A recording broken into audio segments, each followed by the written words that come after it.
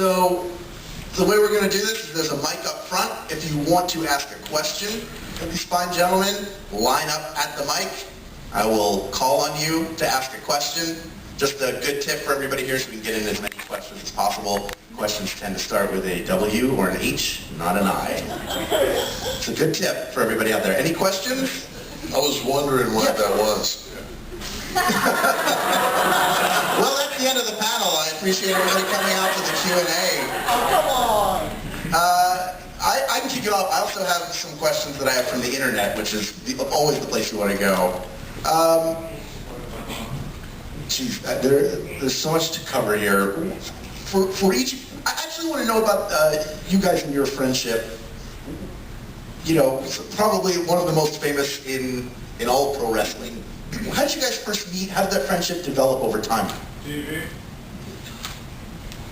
I think it was a Roman bathhouse. You promised you wouldn't tell. And then it was like, we got real drunk, and then there was a commitment ceremony. And we said, hey, want to try that wrestling stuff? There should be some guys in the shower there. And were there guys in the shower did you find over the course of your career that measured up to that Roman bathhouse?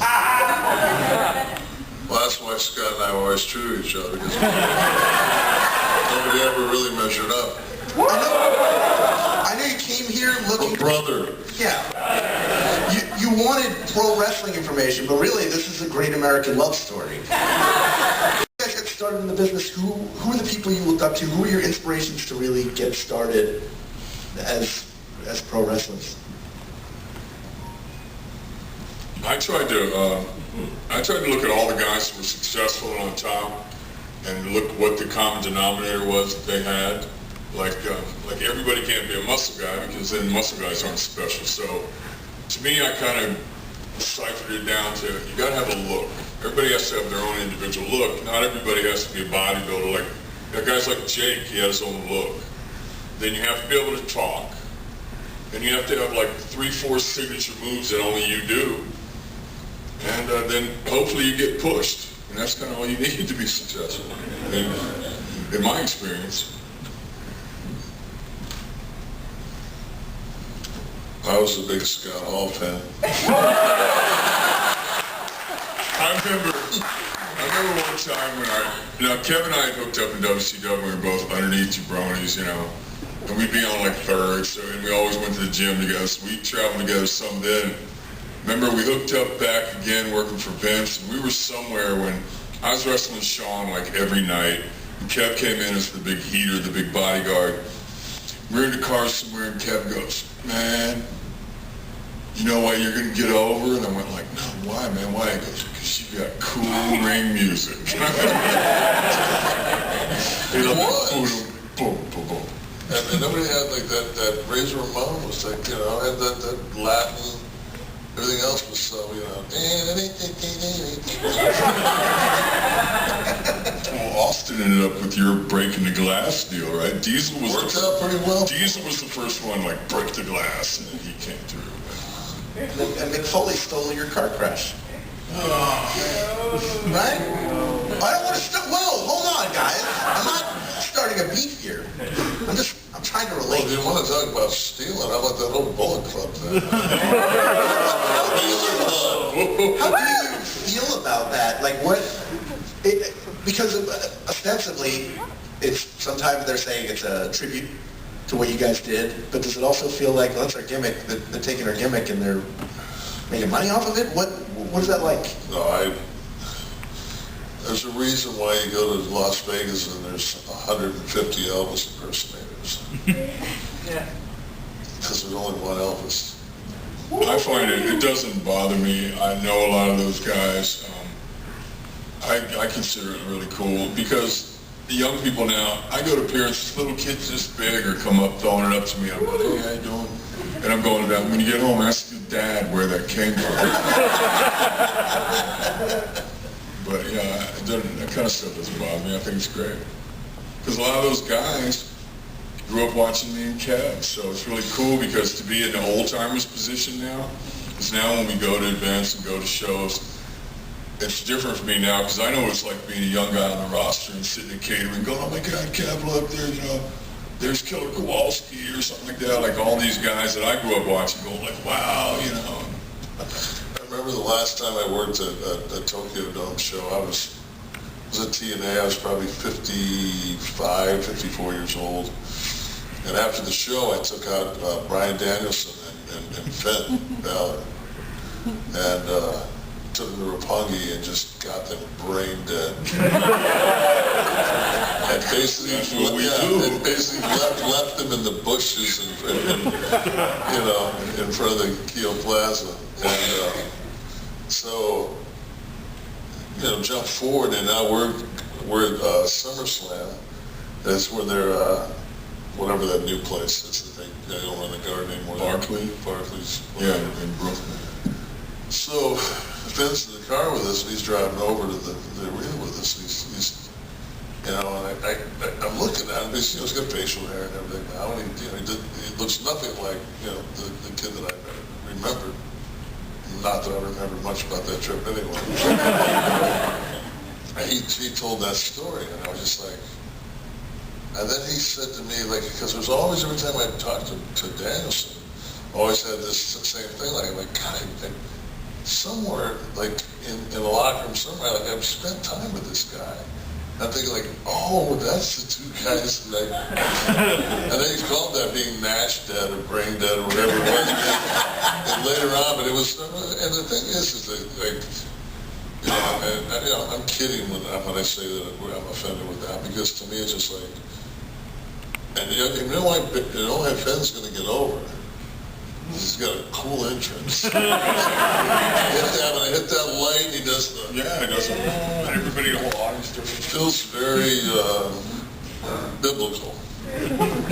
What's your opinion of the demon when he breaks the demon out? Does that... So you got to remember too, he was doing all that stuff in New Japan, all on his own. That's what I like about the way things are operating now is you can see Triple H has more control now, because it's like, no, back in the day, Vince changed everybody's things since he owned it. Now it's like, no, you were successful with that, like, just keep doing it, you know. Like, I think it's great. I think it's cool. It's kind of like back when the great Muta, KT Muto, wrestled as Muto, but then once in a while, Big Show, he'd be Muta, the great Muta, and he'd wear this stuff.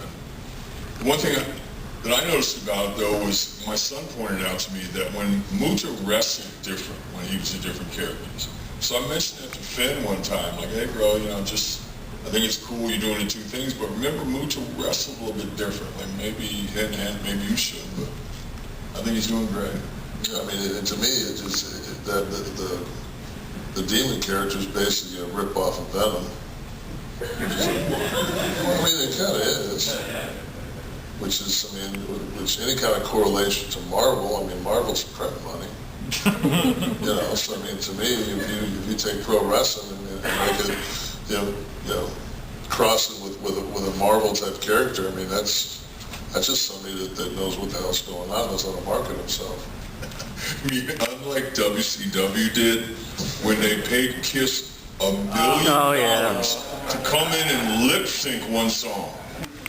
And I know there's probably a lot of Kiss fans here. I didn't grow up being a Kiss fan. I remember seeing those dudes back in the locker room. I thought, who were all these old broads back here? What are these guys doing? Like, when they don't have their stuff on, they just look like little old guys, but then they came out with the giant platforms on and all this stuff. And then they did that only on the term, only on the terms that WCW would push the demon character who was going to be a Kiss thing and all that. Then they spent tons of money and they had a big coffin thing and they were going to unveil the character and the coffin wouldn't open. It was so typically WCW, spend a fortune on it and it doesn't work. No rehearsal, no nothing. That's like Shockmaster level. Shockmaster on Bill Gates is dying, you know, just kind of like just... The thing for me that Kevin and I always talked about was, when you work for Vince, you work for a wrestling company that produces a TV show. And when you work for WCW, you work for Turner Broadcasting, you work for a TV company that produces a wrestling show. And a lot of people don't know that slight difference. It's huge when you're like one of the talent. Because like a lot of our camera, like Vince's whole camera crew only does wrestling. Vince's director of his TV show, his father used to direct the show when Vince's father ran it. So it goes way back, and those guys know when you go to do a move, they know what's coming. They don't miss stuff. Yeah, the guy ringside wasn't shooting NASCAR on Sunday. Yes, I mean, these guys they do Braves games, they do NASCAR, they do golf, they do everything, so they don't know.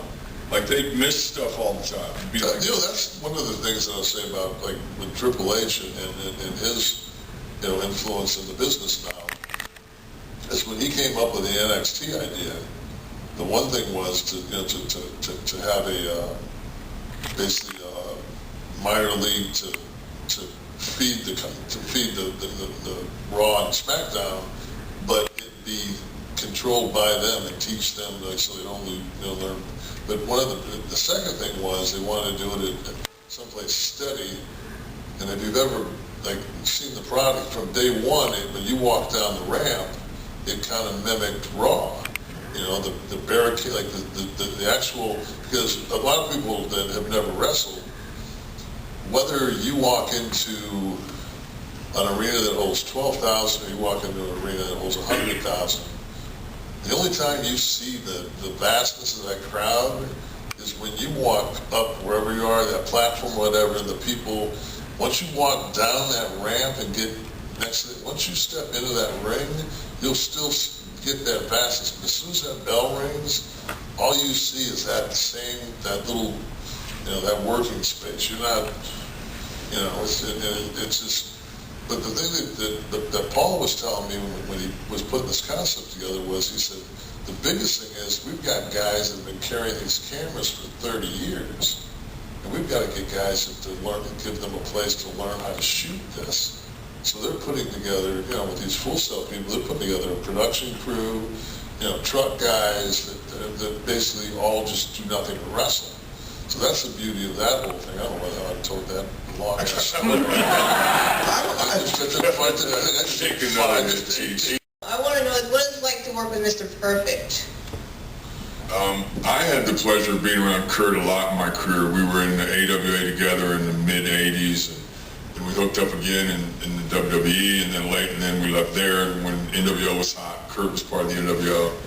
I think it was great. I was really young in the business, and I was getting a big break. And they put me with Curt because Curt was a really good performer, and at that time the industry was kind of changing. It was becoming more about TV and marketing and stuff like that, and it didn't matter how good you could perform if you had the right look. And I was all jacked up and muscled up, and they liked the way I looked, and so they put me with Curt because he could do all the work. He would work all around me and tag me, and I'd come in and beat the guys up and pin them. But we rode together every night, and he would talk to me about the business. He was helping me. He was so unselfish, which is really rare because there was no guaranteed money back then. We're basically both competing for the same spot. It's like top babyface, top good guy. So he was great, and he never missed an opportunity to have fun. Really lucky I got around Curt because he'd be like, all right, we're going to Boise. And a lot of people go, man, we're going to Boise. It's 30 below. It's 30 below in Boise. And Curt's like, let's go. Like, everywhere we were was a place to be. That's what I learned from Curt. Like, you might as well have fun because your life is going by. So you might as well have fun. And he was one of those guys who would rib himself just to rib somebody else. Like, one time we were at some little show in Fargo where, again, it's freezing cold. Curt always drove. He's driving, unless I was with Kev, and Kev always drove. I'm sitting shotgun, and Vader is in the car, and this guy, Scott Ledoux, was a former heavyweight fighter, and he was a referee then. And Ledoux was signing autographs outside the car with the door open, and it's freezing. And Vader's in the back of the car with wet hair, and he's like going, come on, man, close the door, close the door.